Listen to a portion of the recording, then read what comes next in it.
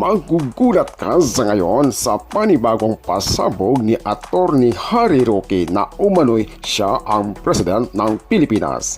Magandang araw sa inyong lahat. Narito na muli ang ating latest update na kung saan Attorney Harry Roque may panibagong pasabog ngayon.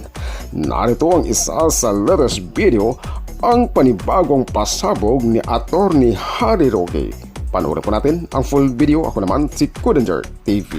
Nakukuha natin dito sa desisyon ng Presidente na lagdaan itong pinaka-corrupt na national budget.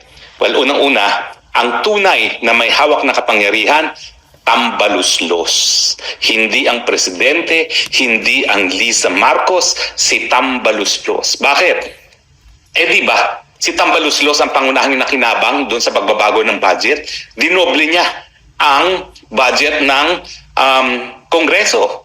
Di ba pinablish sa dyaryo kung magkano nakukuha ng mga congressman? 30 million pa lang sa opisyal na budget ng gobyerno.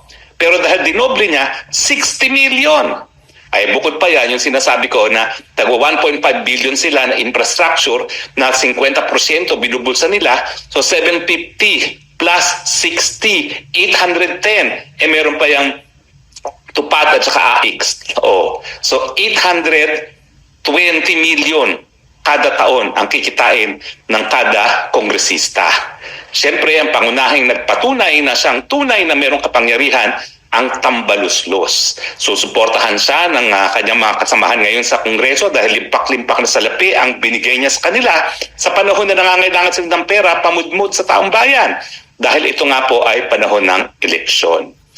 Ano pa ang mensahe na nakukuha natin dito sa desisyon ng Presidente na lagdaan itong pinaka-corrupt na national budget? Well, unang-una, ang tunay na may hawak na kapangyarihan, tambaluslos. Hindi ang Presidente, hindi ang Lisa Marcos, si tambaluslos. Bakit?